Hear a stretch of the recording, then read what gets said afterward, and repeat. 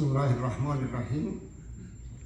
ما به نمایندگی از فامیل مرحوم رضایی و دیگر فامیل های محترم که امروز عزادار هستند آمدن تمام شما عزیزان را خوش آمدید میگیم.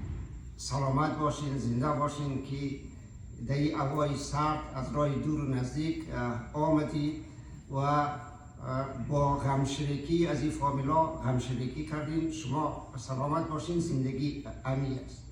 همچنان خواستم که درباره آجی انور رضایی به خاطر شناختی که با او داشتم، این نزدیک رابطه با او داشتم، در بعضی وقتا با او کار میکردم، چند نکته با شما در میان بگذارم. خب، آجی انور رضایی یک شخصیت بسیار بزرگی قومی بود. آجی انور رضایی تقریبا در سال یا یقینا در سال 1319 تولد یافته بود که امسال تقریبا در سن 83 سالگی درگذشت. زندگی آجی رضایی یک فراز و نشیبی عجیب و غریب داشت. زندگی بعضی کسا با فامیلش وابسته نیست، با مردم وابسته است. زندگی آجی رضایی و فامیل آجی رضایی با مردم ارزاره وابسته بود. آجی رضایی فامیلش، شخص آجی رضایی، خاندان رضایی، زمانی که ازاره بودن و ازاره زیستن جرم بود، ازاره ها در مکتب نمی رفت، ازاره ها را به عنوان هویت نمی شناختن. آخرین کاری ازاره ها جوانیگیری بود. آخرین کارش که اونم جوانی گفته صدا میکردن.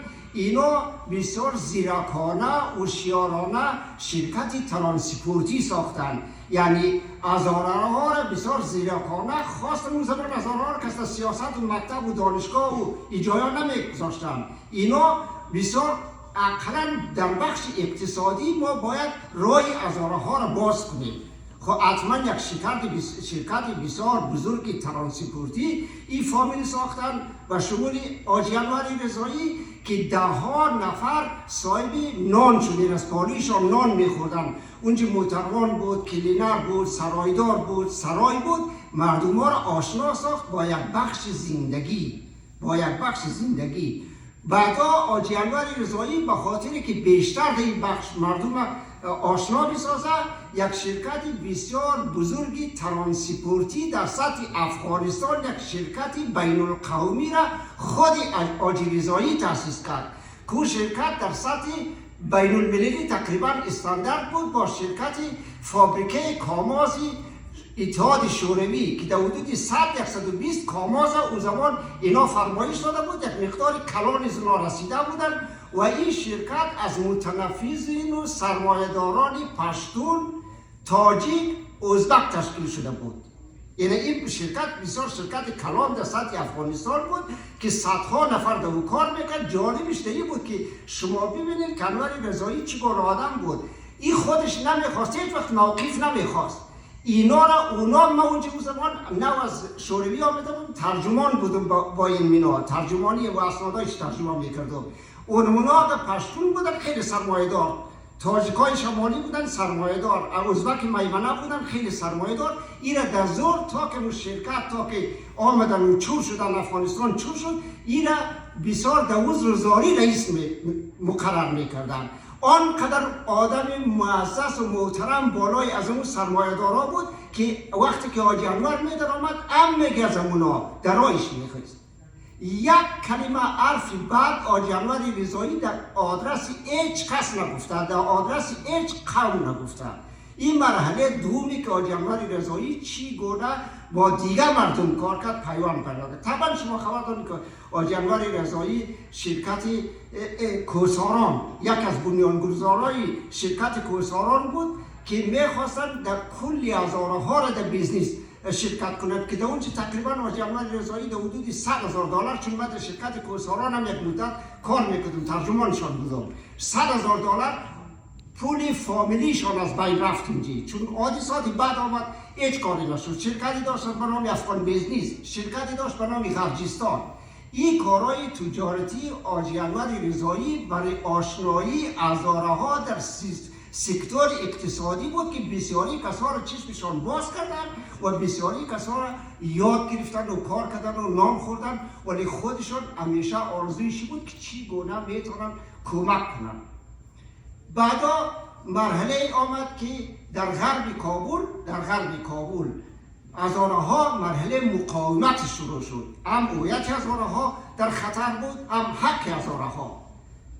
بسیاری کسا در سطح حاجی انور رضایی افغانستان ترک کردن، با فامیل خود ترک کردن و کسی که به اندازه حاجی انور رضایی سرمایه‌دار بود اولادای خودم در کانادا و استرالیا و امریکا و این جایا فرستادن و این را میتونستن ولی این آدم خودش همراه برادرای خود، همراه فرزندای بسیار جوان و رشید خود در کنار مقاومت غرب کابل ماند. 5 نفر جوان خود به شمول نصیر از دست دادن. نصیر بچه تحصیل کرده بود، یک بار کس هرچی که بگو ایشون طرف او اکادمی پلیس خوانده بود، او میتونست که هر جایی برن. دیگه بچه ها هم اینا شهید شدن و چیزی که سرمایه داشتن در خدمت مردم گذاشتن. بسیاری کسا فرار کردن، بعد از او خط مزاری رو رها کردن، ولی اینا تا که زنده بودن با اون که در راه خط مردم خود و خط مزاری بود، تا جایی که در کانادا آمد. در کانادا هر سال پیش قدم در برگزاری مناسباتی تا که نفس میکشید، مراسم مذهبی که تمام دوستایی که اینجا هستن شاهد است ای بود. ولی خاطرات مزاری دیگه هم سر نمیشه. در بخش فرهنگ شما ببینید مکتب معرفت یکی از مکتب‌های خوبی افغانستان بود. حاجی انور رضایی عضو هیئت مدیره اون مکتب بود. این حاجی انور رضایی از اون مکتب نه کدام اولاد خود معلم مقرر کرده بود، نه کدام بچهای خود گفته بود اونجا نمره بیتیم. این امتیازی فقط کمک هرچی که میتونست که بچهای مردم اونجا درس بخوانند. این کار انور رضایی. دیگه در آوان جوانی خود امروز در فیسبوک ها شنیدم، بسیار خوشم شدم که یک زمانی رئیس کمیته کلاب میوان در بخش فوتبال بوده. اما آدم خودش از اونجا در فیسبوک خود کسی به نام مظفری نوشته کرده خاطره خود از زمانی که کلاب میوان را به رهبری جوانان گرفت، رئیس همون بخش شد. اینمی سپورت در سطح افغانستان بسیار خوب درخشید. خب شما ببینید که یک انسان نیکوکار، نیکونام چگونه با انسانها پیوند پیدا میکنه. درست است که حاجی انور رضایی در بخش قومی از درگاه ترکمن بود، ولی حاجی انور رضایی من قدش اینه بودم، من خودم از ترکمن نیستم. حاجی انور رضایی هیچ وقت با او وقت داشت هر کسی که از ترکمن از بیسود غزنی است که با قوم خود خیش خود پیوند رابطه داشته باشه. ولی این درست نیست که مثلا بگه که این جای خوب است فلان جای خوب نیست، ما خوب هستیم فلان جای متاسفانه این مرض هم میگه ما و شما داریم. ولی او یگانه آدمی بود که پیش از او همگی مساوی بود. دردش درد قوم در کل بود، چون مردم ما همش محروم هستند. همش از این گوای خورد و ریزه که این چطور رسول چطور او این رقم آدم نبود، در تینت از اون نبود، در تینت فامیلش هم نیست. یعنی دیگر از امتیازات حاجی انور رضایی و فامیل زا بودن. و اعظم مهمتر که در این 20 سال بسیار کسا در سطح حاجی انور رضایی بسیار سرمایه اندوختن، بسیار چور و چپاول کردن، بسیار چور و چپاول. چون یک میگیری میشناختن، میگیری میشناخت. یک ابا یک دینار این سرمایه نندوخت، پیش هیچ کس نرفت گردن خود کش کنه که یک نمره زمین بیتی یا فلان قرارداد تجارتی مرا بیتی میداد. اگر میرفتی کار میتونستم.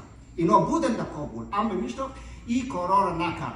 آنچه که در زندگی خود کرد برای مردم خود بود، در سطح افغانستان بود. حاجی انور رضایی فامیلش متعصب هم نبودن، درد هزاران رو درد میکردن، ولی نبود که زیت کدام قوم دیگه باشه. با قبلا گفتم که با تمامی اقوام در تجارت رابطه خوبی تجارتی داشت.